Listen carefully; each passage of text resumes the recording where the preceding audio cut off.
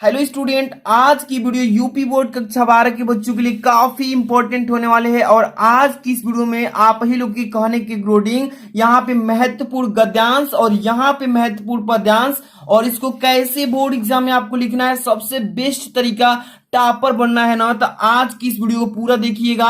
और आज की इस वीडियो में देखिए, सबसे पहले मैं बात बता दूं, जितने भी बच्चे बोर्ड एग्जाम 2023 में तैयारी कर रहे हैं और पेपर देने वाले हैं, तो यहाँ पे आपको इंग्लिश की और हिंदी की और फिजिक्स की बेस्ट तैयारी कराया जाएगा। तो वीडियो को लाइक कर दीजिए, चैनल पर नए तो सब्सक्राइब तुरंत कर लीजिए। और चलिए सबसे पहले मैं आपको छोटा सा मोटिवेशन क्यूटो सुनाता हूं, जो कि आपके जीवन में काफी एनर्जी लाने का कोशिश करेगा। देखिए मैं बता रहा हूं कि कई जीत बाकी है, कई हार बाकी है, कई जीत बाकी है, कई हार बाकी है, अभी तो जिंदगी का सार बाकी है, यहां से चले हैं नई मंजिल के लिए। ये तो एक पन्ना था बाबू, ये तो एक पन्ना था, अभी तो पूरी किताब बाकी है। तो चलिए स्टार्ट करते हैं वीडियो को थम्स अप करके, और वीडियो को अंत तक देखते रहिए। सबसे पहले नंबर मैं दो यहां पे आपको, एक तो पहले नंबर आपको महत्वपूर्ण गद्यांश, जो कि बोर्ड एग्जाम 2023 या फ्यूचर बोर्ड एग्जाम में 100% आएगा। आपको मैं प्रीवियस ईयर पेपर है ना, अनसाल पेपर है ना, सभी से मैचिंग करके काफी इंपॉर्टेंट गद्यांश और पद्यांश को सेलेक्ट किया हूं।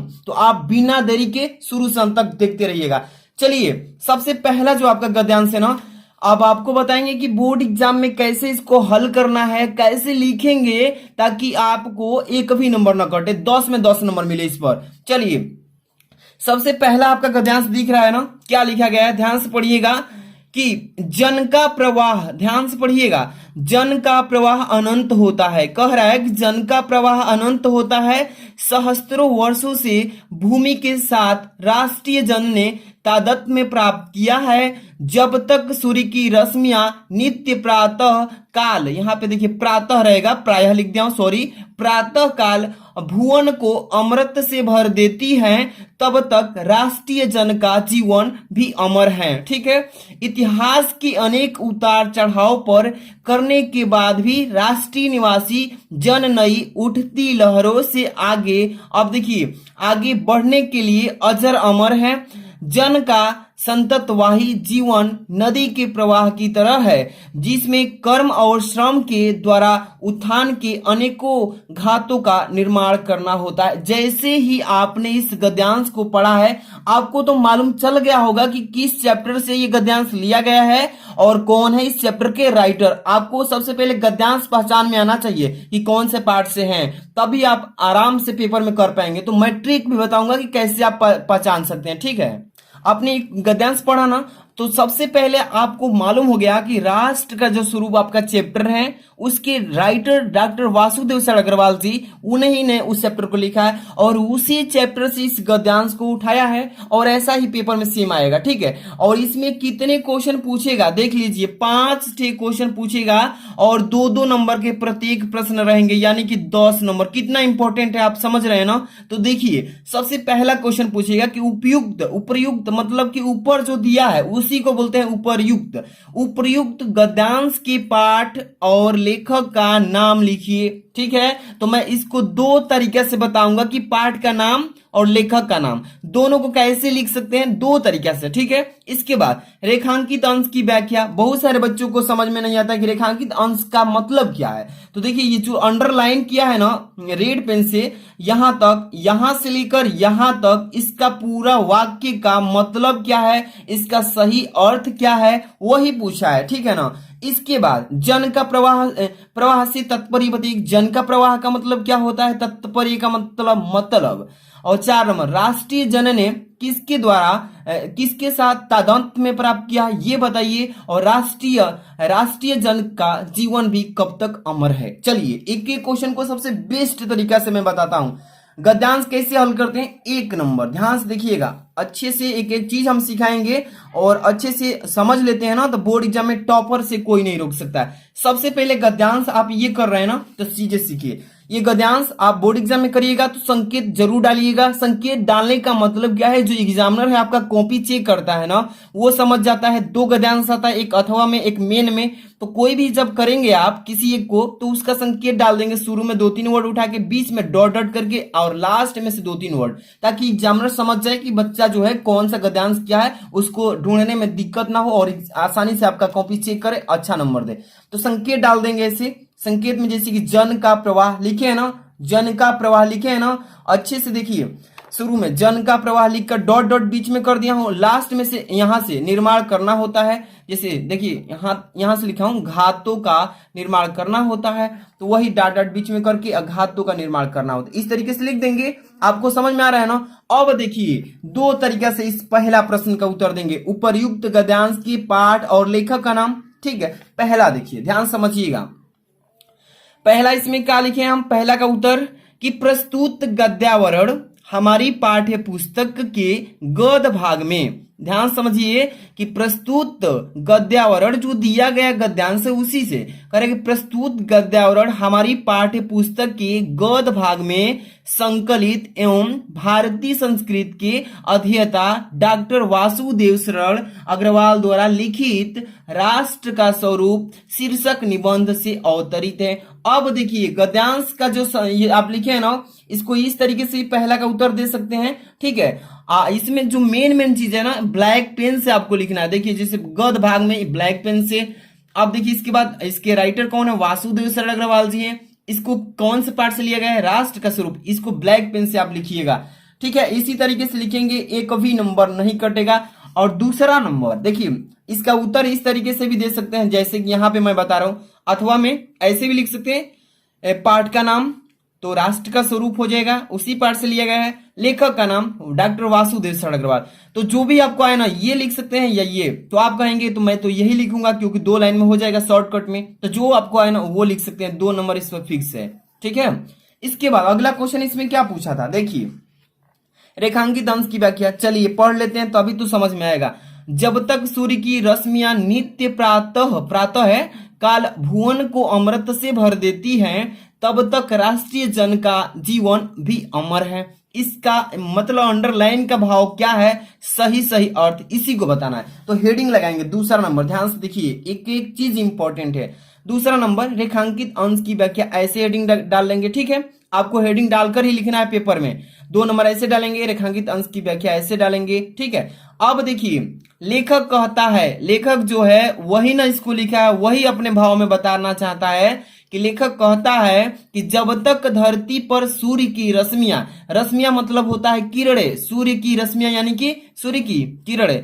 लेखक कहता है कि जब तक धरती पर सूर्य की रश्मियां प्रतिदिन धरती को अपने अमृत रस से जीवन प्रदान करती रहेगी, तभी तक किसी राष्ट्र और वहां के जन का अस्तित्व भी बना रहेगा, ठीक है, ये कह रहा है। इसके बाद जब तक राष्ट्र की प्रगति के फलस्वरूप उसका अस्तित्व रहेगा, तभी तक राष्ट्रीय जन का भी जीवन भी बना रहेगा। तो लेखक का यही कहना है और जो अंडरलाइन किया था उसका अर्थ यही कहता है, ठीक है।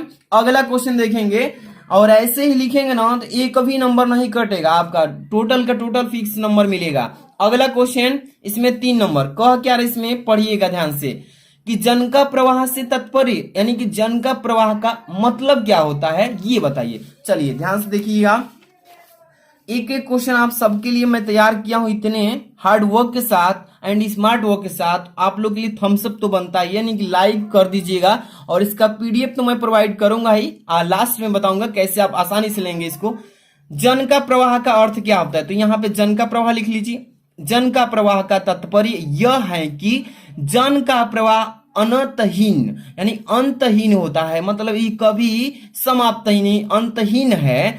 अब देखिए प्रत्येक राष्ट्र में निरंतर अनेक प्रकार के परिवर्तन आते रहते हैं, ठीक है। जैसे कि हमारा भारतीय राष्ट्र है तो इसमें अनेक प्रकार के परिवर्तन आते रहते हैं। इसके उपरांत भी राष्ट्र के निवासियों की श्रृंखला निरंतर अबाध गति से चलती रहती है। तो ये प्रश्न का इसमें हो जाएगा सही जवाब। इसी तरीके से आपको भी लिखना है। अगला क्वेश्चन आपका है 4 नंबर, कह रहा है इसमें कि राष्ट्रीय जन ने किसके साथ तादात्म्य में प्राप्त किया है। ठीक है, चलिए यहाँ पे देखिए 4 नंबर क्वेश्चन का आंसर कि राष्ट्रीय, यहाँ पे 4 नंबर लिखेंगे ना, क्या लिखेंगे कि राष्ट्रीय जन ने हजारों वर्षों से भूमि को अपनी माता के समान मानकर उसके साथ अपना तादात्म्य बनाए रखा है। ठीक है, यानी कि राष्ट्रीय जन जो है हमारा, राष्ट्र के जो लोग हैं, राष्ट्रीय जन से ने हजारों वर्षों से भूमि को अपनी माता मानते हैं, पूजते हैं, माता के समान मानकर उसके साथ अपना तादात्म्य बनाए रखे हैं, मतलब उनके पूजा पाठ करते हैं और उनके साथ माता का व्यवहार प्रकट करते हैं। ये क्वेश्चन कह रहा है। अगला प्रश्न 5 नंबर, राष्ट्रीय जन का जीवन भी कब तक अमर है। बताइए कि राष्ट्रीय जन जो है इसका जीवन का कब तक अमर बना रहे, कब तक जीवित रहेगा। चलिए प्रश्न का सही जवाब यहाँ पे 5 नंबर का लिखा है कि राष्ट्रीय जन का जीवन भी तब तक अमर है। कहेंगे कि राष्ट्रीय जन का जीवन भी तब तक अमर है जब तक सूर्य की रश्मियां धरती पर पड़ती रहेगी, यानी कि जब सूर्य रहेगा तो किरण आएगी ही, और जब सूर्य समाप्त हो जाएगा ना तो पृथ्वी भी समाप्त हो जाएगी, तो हम लोग भी नहीं रह पाएंगे। ये कह रहा है अर्थ कि राष्ट्रीय जन का जीवन भी तब तक अमर है जब तक सूर्य की रश्मियां धरती पर पड़ती रहेगी और समस्त प्रकृति, यानी कि जो हमारे प्रकृति, पेड़ पौधे, पृथ्वी, ग्रह, जितने भी सभी चीजें हैं ना, ये सब प्रकृति एवं जीवों के लिए जीवनदायी अथवा अमृत के समान सिद्ध होती रहेगी। तो यही हो जाएगा इस प्रश्न का सही उत्तर। तो टोटल मैंने 5 क्वेश्चंस बताए हैं इसमें गद्यांश में से, और इसी गद्यांश को अच्छे से पढ़ लेना, 10 नंबर फिक्स हो गया। अब हम चलते हैं अगला आपको क्वेश्चन पे लेकर के, ये रहा आपका पद्यांश। ठीक है ना, पद्यांश पर लेकर आ चुके हैं, और पद्यांश कैसे लिखना है एक एक चीज हम सिखाते हैं ताकि आपको कोई भी दिक्कत ना रहे। अगर अच्छे से वीडियो प्रोवाइड देखते हैं तो एक भी क्वेश्चन आपका नहीं छूटेगा बोर्ड एग्जाम में, इंग्लिश का हो या हिंदी का हो या फिजिक्स का हो या बायोलॉजी का भी। ठीक है, चलिए महत्वपूर्ण पद्यांश हम बताने जा रहे हैं जो कि 10 नंबर पक्का होगा। चलिए ये क्वेश्चन जो है काफी बार पूछा गया है। कह रहा है पद्यांश कि कौन हो तुम वसंत के दूत, ध्यान से पढ़िएगा, कौन हो तुम वसंत के दूत, बिरस पतझड़ में अति सुकुमार, धन तिमिर में चपला की रेख, तपन में शीतन मंद बयार। ठीक है, अब देखिए, लगा कहने आगंतुक व्यक्ति, मिटावा उत्कंठा सविशेष। आगे देखिएगा, दे रहा हो कोकिल सानंद, सुमन को जो मधुमेह संदेश। जैसे ही आपने इस क्या है कि पद्यांश को पढ़ा है, आपको तो मालूम चल गया कि क्या मतलब कि कौन से चैप्टर से इस पद्यांश को लिया गया है और कौन से इस चैप्टर को लिखे हैं कौन लेखक। तो ये आपको जानकारी होना चाहिए। ठीक है ना, आप सबको मालूम है। ठीक है, कि श्रद्धा मनु जो चैप्टर है आपका, कौन सा, श्रद्धा मनु जो चैप्टर है उसके राइटर लेखक जयशंकर प्रसाद जी हैं। कौन है, श्रद्धा मनु के लेखक कौन है, जयशंकर प्रसाद। अब चलिए इसमें क्वेश्चन पूछा है सेम ऐसे ही गद्यांश के जैसे ही पूछा है। ठीक है, कि उपयुक्त पद्यांश के शीर्षक और कवि का नाम, रेखांकित अंश की व्याख्या, जो अंडरलाइन किया उसका मतलब, आगंतुक व्यक्ति से कितनी और संकेत किया जा गया है, ये पूछा है। पेपर में ऐसे ही आएगा और यही 100% बाबू आएगा। 4 नंबर, पद्यांश में किसकी उत्कंठा मिटाने की बात कही गई है। और 5 नंबर, पद्यांश में किन पात्रों के बीच संवाद हो रहा है यानी झगड़ा हो रहा है। चलिए ध्यान से देखिएगा, पहले हम बताएंगे कि इस पद्यांश के मतलब कि शीर्षक का नाम, कवि का नाम, तो 2 तरीका से बता रहा हूं। आप सबसे पहले इसको हल करेंगे तो आप इसका संकेत लिखेंगे, शुरू में से 2 वर्ड उठाएंगे, बीच में आला छोड़ देंगे डॉट डॉट करके, लास्ट में से ये जो मधुमेह संदेश है इसको लिख लेंगे। चलिए यहाँ पे देखिए बेस्ट तरीका है पद्यांश करने का, एक एक हम चीज बताते चलते हैं ताकि मेरा भी ना 87% आया था इंटर में। अगर काफी एक्सपीरियंस है मुझे, मतलब 7 ईयर हो गया टीचिंग कराते हुए, तो देखिए एक एक चीज मैं बताता हूँ, कंफर्म बताता हूँ अच्छे से। पद्यांश हल करने का अच्छा तरीका जो है, संकेत पहले लिखेंगे। ठीक है, कौन हो तुम डॉट डॉट बीच वाला करके, लास्ट में मधुमेह संदेश मैंने बताया है। सबसे पहले पहला क्वेश्चन का कि लिखेंगे कि प्रस्तुत पद्यांश जयशंकर प्रसाद के कामायनी महाकाव्य से हमारी पाठ्य पुस्तक पद भाग में संकलित श्रद्धा मनु शीर्षक कविता से उद्धृत है। ठीक है, इसी क्वेश्चन का आंसर मैं बता रहा हूं 2 तरीके से, अथवा में भी लिख सकते हैं। ठीक है, कैसे लिखेंगे, यहाँ पे देखिए कि पाठ का शीर्षक जो है, पाठ का शीर्षक का मतलब होता है पाठ का नाम। पाठ का शीर्षक श्रद्धा मनु हो जाएगा और कवि का नाम हो जाएगा जयशंकर प्रसाद। यानी श्रद्धा मनु जो चैप्टर है आपका, ये कविता है और इस कविता को लिखे हैं जयशंकर प्रसाद जी। तो दो तरीके से लिख लेंगे, आपका 2 नंबर फिक्स हो गया। ठीक है, कोई एक लिखेंगे, तरीका जो भी आपको इजी लगे वो लिख सकते हैं। अगला क्वेश्चन देखिए, इसमें क्या बोला गया है कि धन तिमिर, ठीक है ना, घन तिमिर में चपला की रेख, तपन में शीतल मंद बयार। ठीक है, इतने ही 2 लाइन का आपको रेखांकित किया है, इसी लाइन का आपको वाक्य प्रयोग पूछा है ना। व्याख्या करिए। चलिए यहाँ पे हेडिंग बनाना है, अच्छे से देखिएगा। सबसे पहले 2 नंबर क्वेश्चन, रेखांकित अंश की व्याख्या, यहाँ पे हेडिंग डाल लेंगे, ऐसे ही बहुत ही अच्छे से अंडरलाइन कर देना ताकि सभी बच्चे से आपकी कॉपी जो यूनिक मतलब एक अच्छा दिखे।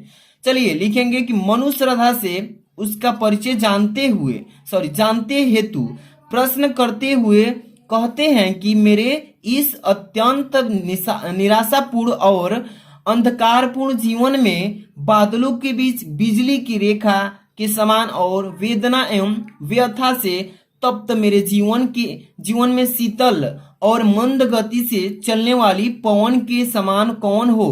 ये इसका हो जाएगा व्याख्या रेखांकित अंश का।